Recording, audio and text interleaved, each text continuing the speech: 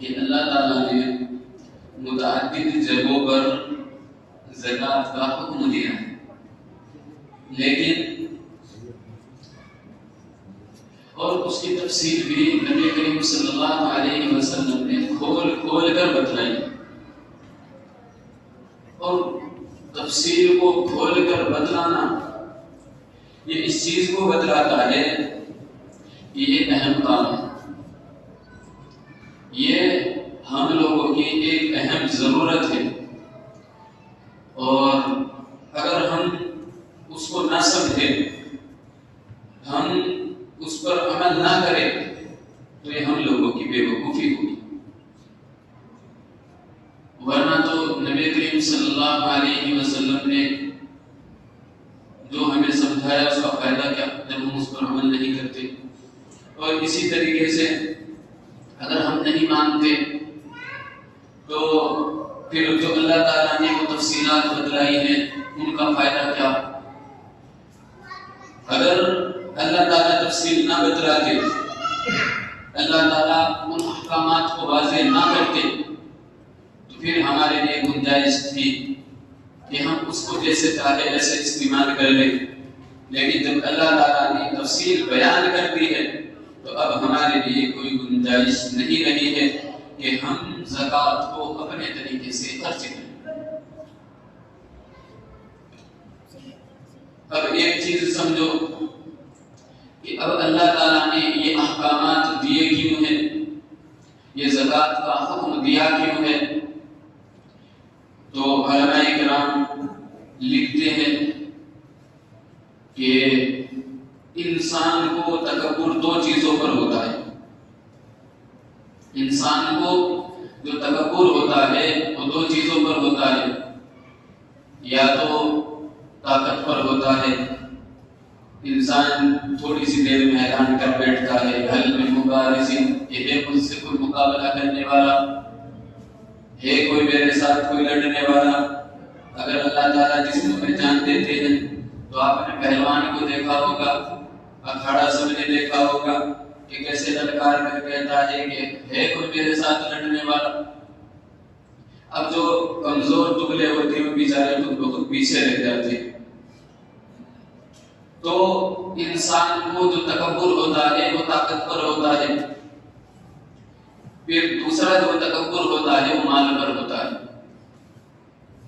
مال پر کیسا تکبر ہوتا ہے کہ ہے ہم سے زیادہ کوئی پیسے والا ہے، ہماری ایک پاور ہے، ہمارا ایک جلوہ ہے، ہمارا ایک گھر ہے کسی کا ایسا گھر، مال میں ساری چیزیں آ جاتی ہیں، کوئی کاروبار ہو یہ بھی مال ہی ہے، ایسی طریقے سے گھر ہو یہ بھی مال ہی ہے، اولاد ہو اولاد بھی یہ سمجھو کہ مال ہی ہے، ہر چیز مال میں آ جاتی ہے، تو انسان ذرا سی دیر میں تکبر میں آ جاتا ہے۔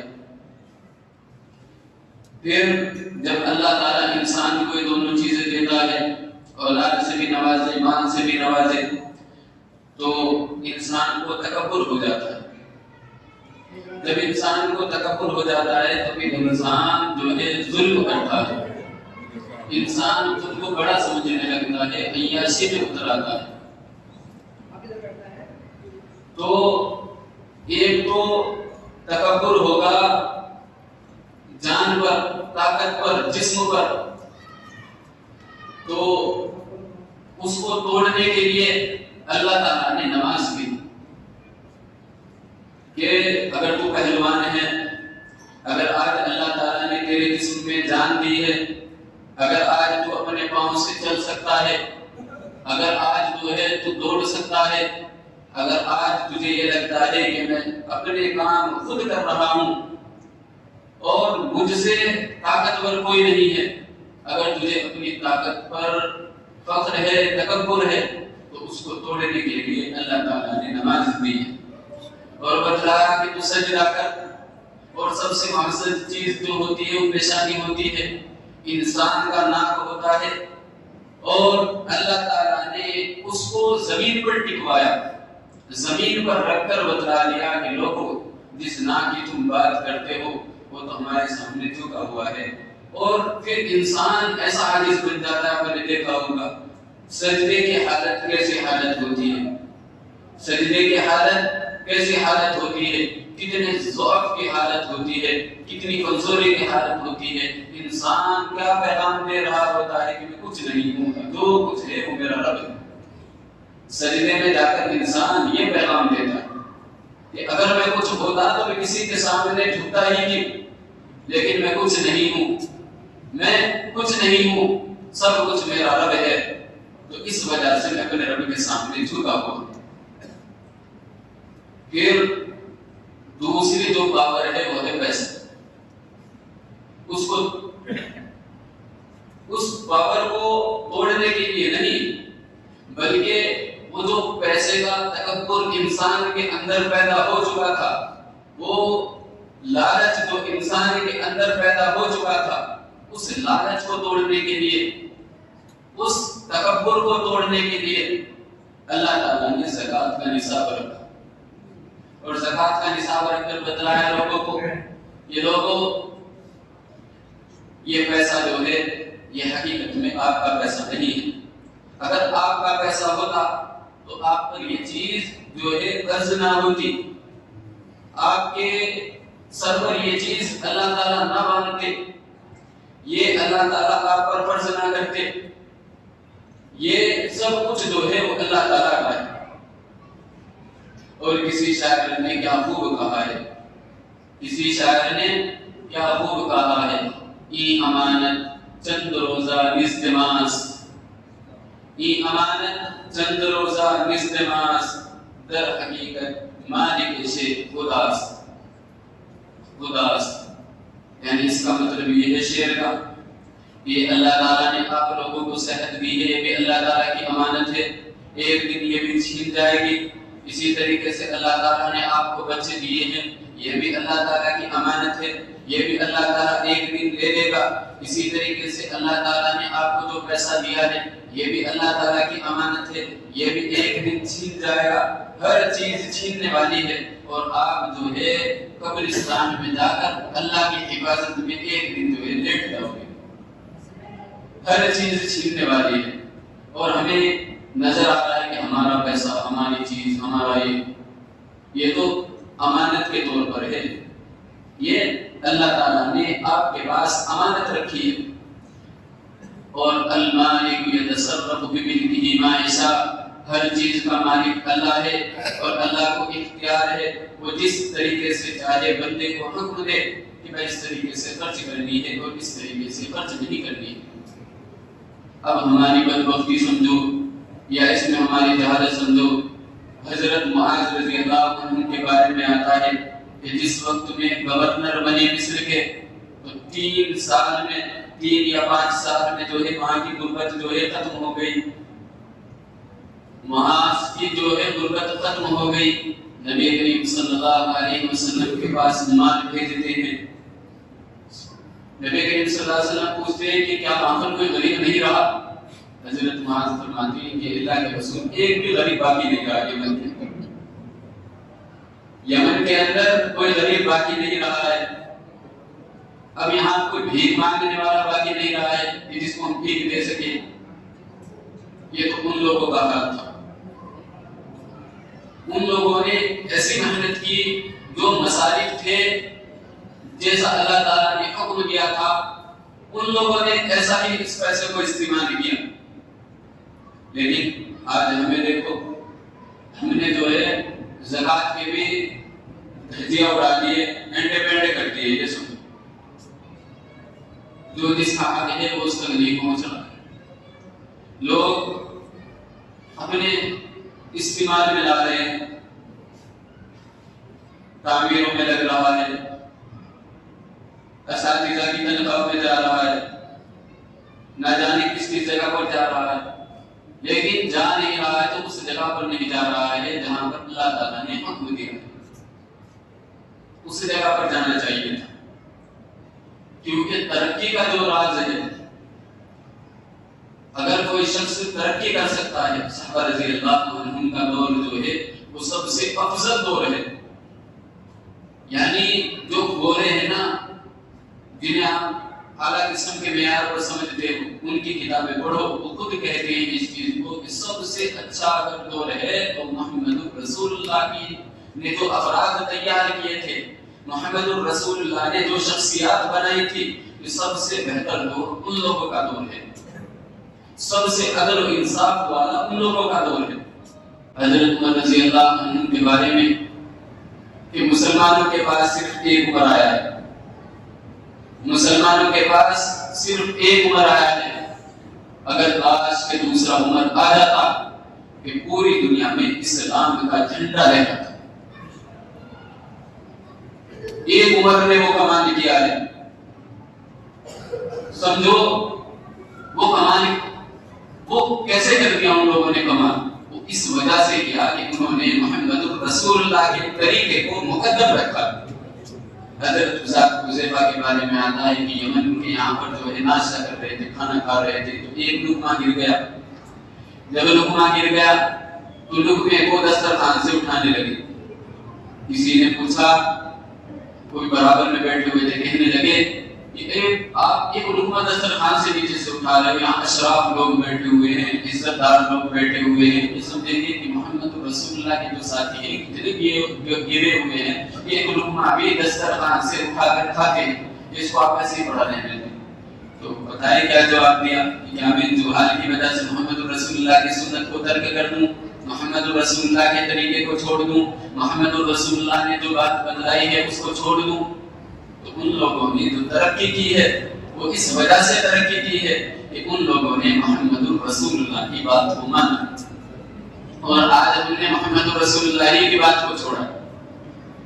اگر آپ یہ سمجھتے ہو کہ ہم لوگ ترقی کر لیں گے تو ترقی نہیں ہوگی۔ دیکھ لینا آج کے وقت میں سب سے جو انگلش کنٹری ہے، مولانا سجاد نعمانی صاحب مدد اللہ علیہ فرما رہے تھے کہ قرآن کریم کی تفاسیر چھپتی ہے وہاں پر، اور فوراً جو ہے بھی دوبارہ چھپوانی پڑتی ہے۔ آج کے دور میں وہ لوگ اسلام کی طرف مائل ہو رہے ہیں، اور جن کو اللہ تعالیٰ نے اسلام دیا ہے وہ اسلام سے دور ہو۔ تو اصل ساری چیز کا مقصد یہ ہے کہ بھائی اگر ترقی چاہتے ہو، اگر کامیابی چاہتے ہو، تو بھائی جو نبی کریم صلی اللہ علیہ وسلم نے جس جگہ پر حکم دیا ہے اس کو کرنے والے بن جاؤ۔ اگر آپ لوگ بیاہ شادیوں میں نہیں کر سکتے ہو مت کرو، اگر آپ لوگ جو ہے بستی میں نہیں کر سکتے ہو مت کرو، لیکن خدا کے واسطے جو ہے ایک دو کام دین کا کرتے ہو وہ تو صحیح طریقے سے کرنے والے بن جاؤ۔ جو ایک دو کام کرتے ہو وہ تو صحیح کر لو، کیا وہ بھی آپ کی قسمت میں صحیح کرنا نہیں رہا؟ یا تو آدمی صحیح طریقے پر دو وقت میں نہیں کرتا، یا تو اللہ تعالیٰ نے اسے دھکا دے دیا ہو، یا پھر وہ خود ہی نہیں چاہتا۔ اگر کوئی انسان خود نہ چاہے کرنا تو وہ بھی اچھا عمل کر سکتا ہے، اور اسی طریقے سے جس کو اللہ تعالیٰ نے دھکا دے دیا ہو وہ بھی نہیں کر سکتا۔ حسن بصری رحمۃ اللہ علیہ کے پاس ایک شخص آیا اور آ کر کہنے لگا کہ حضرت مجھے کھلا دقت ہے، میں کھلا تہجد میں اٹھنے کے لیے سب کام کر لیتا ہوں، پانی بھی سب چیزیں تیار کر کر سوتا ہوں، لیکن اٹھ نہیں پاتا ہوں۔ تو حسن بصری رحمۃ اللہ علیہ نے فرمایا کہ بھائی یہ تیرے گناہوں کی نحوست ہے کہ اللہ تعالیٰ نے تجھے تہجد کی نماز سے جو ہے دور کر دیا، تجھے دین سے دور کر دیا۔ تمہیں ہمارے گناہوں کی نحوست کہ اللہ تعالیٰ ہمیں صحیح کام جو ہم کرنا چاہ رہے ہیں وہ بھی ہمیں صحیح طریقے پر کرنے نہیں دے گا۔ تو خدا کے واسطے یہ جو ایک دو کام دین کر رہے ہو تو اس کو صحیح طریقے سے کر دو۔ مسلمانوں کا اسلام جاگتا ہے صرف رمضان میں، رمضان کے علاوہ تم سوئے رہتے ہیں، تو جب یہ جاگا ہے اس کو اچھی طریقے سے جگا لو۔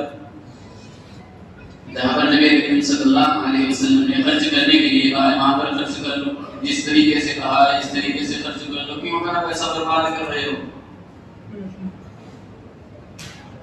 اگر آپ یہ سمجھتے ہو کہ پیسہ دے دیا ہم نے ہمارے سر سے ادا ہو گیا، یہ حماقت ہے، یہ بیوقوفی ہے آپ لوگوں، بلکہ جہاں پر محمد رسول اللہ نے کہا ہے وہیں پر دینا ہو۔ اب یہ چیز سمجھ لو یہ تو چلتی رہے گی ایسے ہی، لیکن ایک چیز جو ہے یہ زبان سے نکل گئی، وہ کیا کہ میں نے کہا کہ بھائی رمضان میں جو ہے شیاطین بند ہو جاتے ہیں، لیکن مولوی جو ہے وہ کھلے پھرتے ہیں شیطانوں کے بعد، پھر مولوی نہیں ہوتے، مولوی ہوتے ہی نہیں۔ میں قرآن کریم کی آیت پڑھتا ہوں انما یخشی اللہ من عبادہ العلماء، اور موافقات کی پہلی جلد میں بھی لکھا ہوا ہے کہ اصل عالم کون ہے؟ اصل عالم وہ ہے کہ جن کے اندر خشیت ہو، جن کے اندر خوف الہی ہو، وہ اصل عالم ہے۔ کوئی علماء نہیں پھرتے، علماء کے لباس میں کچھ درندے پھرتے ہیں، علماء کے لباس میں درندے پھرتے ہیں، وہ مانگتے ہیں ان کا نہیں پیٹ بھرتا ہے۔ وہ دنیا کے سب سے بدترین لوگ ہوتے ہیں۔ رمضان جیسی جس میں اللہ تعالیٰ کا انعام فضل و کرم ساری چیزیں چل رہی ہے، اس میں بھی وہ اس سے محروم ہے، جھوٹ بول رہے ہیں، حرام طریقے سے لے رہے ہیں، سارے کام کر رہے ہیں، تو بھائی علماء کرام بھی پھرتے ہیں۔ صحیح بات یہی ہے، اصل جو عالم ہوگا پھرے گا ہی نہیں، وہ کہے گا ہی نہیں، بلکہ اللہ تعالیٰ نے تو ان کا تو بس سونا کھانا پینا ہر چیز عبادت ہے، تو یہ غلطی تھی۔ اور یہ غلطی اس وجہ سے آپ لوگوں کے سامنے کہہ رہا ہوں کہ جب کوئی خطا ہو جائے عوامی تو عوام میں کہنا چاہیے، اور جب خطا ہو جائے کوئی انفرادی تنہائی میں گناہ ہو جائے تو اللہ تعالیٰ سے تنہائی میں مانگنا چاہیے۔ تو علماء ہوتے ہیں، علماء کی اللہ تعالیٰ نے کسی کی تعریف نہیں کی، اللہ تعالیٰ نے علماء کی تعریف کی، انما یخشی اللہ من عبادہ العلماء، باعث کے بارے میں اللہ تعالیٰ نے بات بتائی، دل خوش کر دیا۔ تو بھائی جو پھر رہے ہیں اور جو حرام طریقے سے لے رہے ہیں وہ دنیا کے بدترین لوگ ہیں، اور جو علماء ہیں اصل میں چندہ کر رہے ہیں۔ میں کیا کرتا تھا ایسے ہی، مگر چندہ ہوتا ہے گندا، چندہ ہوتا ہے گندا، تو ایک کہنے لگے کہ ہاں یہ چندہ ہوتا ہے وہ گندا، اور اس کو لوگوں نے بنا رکھا ہے دھندا۔ میں نے کہا اگر اس کو کرتا ہے اللہ کا نیک بندہ، صحیح طریقے سے کون کرے گا؟ کہ جو اللہ کا نیک بندہ ہوگا وہ کرے گا بس، ورنہ تو حرام طریقے سے تو یہ دنیا ہے، کوئی بھی ایسے وہ کرے۔ تو ابھی تھوڑا سا یہ چیز سمجھ لو تھوڑی سی، اور خصوصاً میری ان لوگوں سے گزارش ہے تو تھوڑا بہت دماغ رکھ دو، جو سمجھنا چاہتے ہو، جو یہ سمجھنا چاہتے ہو کہ بھائی اللہ تعالیٰ تم سے کیسے خوش ہو، ہر آدمی سے نہیں کہہ رہا۔ وہ کیوں نہیں کہہ رہا ہوں؟ کیونکہ بہت سے آدمی جو ہے یہ کہتے ہیں کہ ہم نے پہلی مرتبہ مسئلہ سنا ہے۔ بھائی آپ نے پہلی مرتبہ سنا ہے، مسئلے تو 1400 سال پہلے اتر گئے تھے، تو آپ سمجھنا نہیں چاہتے، میں آپ کو سمجھانا بھی نہیں چاہتا۔ میں تو ان لوگوں سے کہہ رہا ہوں جو سمجھنا چاہتے ہو، تو نہیں سمجھنا چاہتے مت سمجھو، اللہ کو انصاف کر دے گا جب اللہ کے یہاں جاؤ گے۔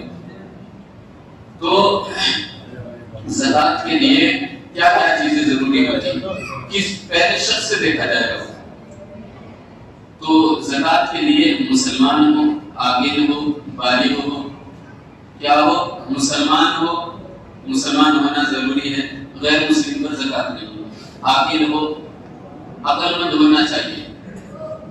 اسی طریقے سے بچے پر اور مجنون پر کوئی زکات نہیں، بچے پر اور مجنون پر کوئی زکات نہیں ہے۔ بالغ ہو، بالغ کا بھی بچہ بچے پر کوئی زکات نہیں ہے۔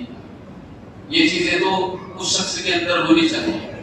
پھر اگر اللہ تعالیٰ نے اس شخص کو مال دیا ہے، اس کے اندر بھی چند چیزوں کا ہونا ضروری ہے، اس کے اندر چند چیزوں کا ہونا ضروری ہے۔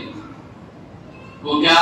نمبر 1 بقدر نصاب مال، یعنی اس مقدار کو پہنچتا ہو جو مقدار نبی کریم صلی اللہ علیہ وسلم نے بیان فرمائی۔ اور وہ مقدار کیا ہے؟ وہ مقدار یہ ہے 7.5 تولہ سونا اور 52 تولے چاندی، یا اتنا جتنے کی اس کی مقدار آج کے وقت میں بنتی ہے، اتنا پیسہ ہو یا اتنا مال تجارت ہو۔ 4 چیزوں پر زکات ہوتی ہے: سونا چاندی، پیسہ اور مال تجارت. یہ چیز ہو گئی. اور پھر یعنی بقدر نصاب اتنا مال ہونا چاہیے جتنا بھی آپ کو بتایا ہے. بقدر نصاب اپنے قبضے کے اندر ہونا چاہیے، دوسرے کے پاس نہ ہو. مثلا اگر کسی شخص نے کسی کو قرضہ دے رکھا ہے اور کبھی امید ہے کہ مل جائے گا تو اس پر زکات ہوگی، اور اگر امید نہیں ہے کہ میں ملے گا یا نہیں ملے گا تو اس پر زکات اس وقت میں ہوگی جب آپ کے قبضے میں آ جائے گا، اپنے قبضے میں ہو. پھر مال نامی ہو. مال نامی یعنی تجارت والا مال ہو، جیسے مال تجارت جسے ہم کہتے ہیں. مال تجارت ہو، قرضے سے خالی ہو. اس شخص کے اوپر جو ہے قرضہ نہ ہو. اگر قرضہ ہے، مال بھی اتنا ہی ہے جتنا قرضہ ہے تو اس پر کوئی زکات نہیں ہے، اس پر کوئی زکات نہیں. لیکن اگر قرضے کو ہم نکالتے ہیں پھر اس کے اوپر 50 یا 40 ہزار روپے رہتے ہیں اس کے پاس، تو اس کے اوپر جو ہے زکات ہوگی. ٹھیک ہے. اور پھر جو ہے وہ ضروریات اصلیہ سے زائد ہو. ضروریات اصلیہ، اب یہ چیز سمجھ لو، اگر آپ یہ سمجھ گئے تو آپ کی آگے چیزیں حل ہو جائیں گی. وہ کیسے؟ ضروریات اصلیہ انہیں بولتے ہیں جو استعمال کے لیے چیز رکھتے ہیں. مثلا گھر ہے، گھر پر کوئی زکات نہیں. گھر میں چیزیں ہیں، ان پر کوئی زکات نہیں. آپ نے 50 پلاٹ خریدے. کتنے پلاٹ؟ 50. اور 50 پلاٹ کی نیت یہ ہے کہ ہم ان کے اندر رہیں گے، گھر بنائیں گے، تو ان پر بھی کوئی زکات نہیں. ایک شخص آئے کہنے لگے کہ ہم نے ایک پلاٹ خرید رکھا تھا، ہم اس سے زکات نکالا کرتے تھے. میں نے کہا مقام کی اجازت ہے. پھر ایک اور صاحب نے بھی بتایا مقام کی اجازت ہے، اس پر زکات نہیں ہے. بلکہ زکات اس پر ہوگی جو خریدنے کے لیے آپ نے، یعنی اگر ہم لینے بیچنے کے لیے جو پلاٹ خریدیں گے اس پر زکات ہوگی اگر 1 سال گزر جائے. پھر ایک چیز یہ ہے کہ اس پر پورا سال گزر جائے. جو مثلا آپ میرے پاس 1 لاکھ روپے ہے مثال کے طور پر، وہ 1 سال تک میرے پاس موجود رہے، 1 سال تک میرے پاس موجود رہے، تو ان پر اس وقت میں زکات ہوگی جب پورا سال گزر جائے گا. اگر پورا سال نہیں گزرا تو کوئی زکات نہیں ہوگی. تو یہ چیزیں یہ ہو گئی. پھر 4 چیزیں نکالی جاتی ہیں. اگر آپ کے پاس مال ہے، اتنا مال ہے کہ آپ پر زکات فرض ہوتی ہے، تو اس سے 4 چیزیں نکالی جاتی ہیں. کون کون سی چیزیں نکالی جاتی ہیں؟ ایک چیز تو یہ نکالی جاتی ہے کہ جو آپ کے اوپر قرض ہے اس کو نکالا جائے گا، قرض کو نکالیں گے. پھر آپ نے کوئی سامان خرید لیا ہے. مثلا میں نے جو ہے میرے پاس جو ہے 50 لاکھ روپے مثال کے طور پر ہے نہیں. کبھی آپ سمجھنے لگو گے اگر 50 ہوتے یہاں تھوڑا ہی رہتا. تو 50 لاکھ روپے ہے میرے پاس، اور اب میں نے جو ہے ٹرک خریدا ہے، وہ 20 لاکھ روپے کا ہے مثال کے طور پر. اب وہ مجھے پیسے دینے ہیں اس ٹرک کے، تو اب جو وہ 20 لاکھ روپے جو ہے نکال کر تب زکات نکالی جائے گی، کیونکہ وہ میرے اوپر ذمہ ہو گئے، میرے اس میں ہو گئے. تو جو مبی ہم نے خرید لیا ہے، جو ہم نے سامان خرید لیا ہے اور اس کے پیسے دینے ہمارے ذمہ میں ہیں، تو ان پیسوں کو بھی مائنس کیا جائے گا. ایک تو قرض، ایک کوئی سامان ہم نے خریدا ہے اس کے پیسے ہمیں چکانے ہیں، وہ بھی نکالے جائیں گے. اسی طریقے سے ہم سے کسی کا کوئی نقصان ہو گیا، اس نقصان کو بھی نکالا جائے گا. مثلا کسی کو یہ مان لو کسی کے دیوار گر گئی مجھ سے، ٹھیک ہے، یا آپ سے گر گئی، یا اسی طریقے سے کسی شخص کو جو ہے چوٹ لگ گئی. سرپنچ بیٹھے، سرپنچوں نے یہ مقرر کر دیا کہ بھائی اس آدمی کا گھر گرا ہے، اس آدمی کی دیوار گر گئی ہے، تو آپ کو جو ہے 50,000 روپے دینے ہوں گے. تو اگر میرے پاس زکات کا اتنا مال ہے کہ جس میں زکات ہوگی تو 50,000 روپے پہلے نکالے جائیں گے، یہ چیزیں نکالی جائیں گی. اب پھر یہ چیز سمجھ لو کہ ہم کس کو زکات دے سکتے ہیں، کس کو زکات نہیں دے سکتے. زکات ان کو دیں گے تو پچھلی مرتبہ بتلائے تھے، کیونکہ اللہ تعالیٰ نے بتلایا ہے. پچھلی مرتبہ اچھی طریقے سے سمجھ میں آ گیا. فقراء ہے، مساکین ہے، مسافر ہے، اور اسی طریقے سے فقراء، مساکین، مسافر اور جن جو قرضے میں ڈوبے ہوئے اشخاص ہیں. ہمارے یہاں 4 نہیں پائے جاتے، اسی وجہ سے 4 ان کو یاد رکھو. اور زکات کے پیسے کو نہ مدرسے کی عمارت میں لگا سکتے ہیں، نہ مسجد میں لگا سکتے ہیں، نہ کسی امیر آدمی پر لگا سکتے، کسی پر نہیں لگا سکتے. سمجھ گئے؟ کسی کو نہ تنخواہ دے سکتے، کسی کو نہیں دے سکتے. یہ چیز ہو گئی. اب یہ سمجھ لو کہ زکات کس کو دے سکتے ہیں، کس کو نہیں دے سکتے.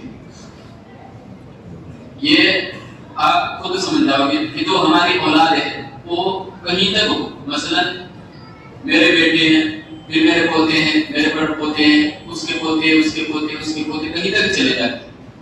تو اپنی اولاد کو زکوٰۃ نہیں دے سکتے، جو اپنی اولاد ہوتی ہے اپنی اولاد کو زکوٰۃ نہیں دے سکتے۔ اسی طریقے سے اوپر تک جاؤ، باپ کو زکوٰۃ نہیں دے سکتے، دادا کو زکوٰۃ نہیں دے سکتے، پردادا کو زکوٰۃ نہیں دے سکتے، اس سے اوپر کے دادا کو زکوٰۃ نہیں دے سکتے۔ یعنی اوپر سے نسب لگاؤ تو اوپر بھی زکوٰۃ دے سکتے ہیں، نیچے سے لگاؤ تو نیچے بھی دے سکتے ہیں۔ اب رہ جاتے ہیں بھائی وغیرہ، بھائی وغیرہ کو زکوٰۃ دے سکتے ہیں۔ وہ کس بنا پر دے سکتے ہیں؟ کیونکہ وہ ایک الگ شاخ بن گئی، پیڑ ایک ہی ہے لیکن شاخیں جو ہے الگ الگ ہو گئی۔ اب دیکھو آپ کا یہ ہاتھ سمجھنا، میں مثال سے سمجھا رہا ہوں، یہ تو ایک ہی ہے ہاتھ لیکن یہ شاخیں الگ الگ ہیں۔ اب ان کو عربی کے اندر خنصر، بنصر، وسطیٰ ساری چیزیں الگ الگ، ہمارے اس میں بھی یہ ابہام یعنی انگوٹھا بولتے ہیں، اس کو شہادت کی انگلی بولتے ہیں، اس کو بیچ کی انگلی بولتے ہیں، اس کو چھوٹی انگلی بولتے ہیں، سب کو الگ الگ بول رہے ہیں نا۔ تو اسی طریقے سے اولاد جب پیدا ہوتی ہے تو وہ سب الگ الگ ہو جاتی ہے۔ تو بھائیوں کو اس وجہ سے دے سکتے ہیں کہ یہ الگ خاندان ہو گیا، یہ الگ شاخ ہو گئی، الگ نسل ہو گئی ہے۔ بھائی وغیرہ کو، بہن وغیرہ کو ان کو زکوٰۃ دے سکتے ہیں اگر کمزوری بیٹے کو۔ پھر اسی طریقے سے امیر کے بچے کو زکوٰۃ نہیں دے سکتے ہیں۔ پھر اسی طریقے سے اپنی بیوی کو زکوٰۃ نہیں دے سکتے ہیں۔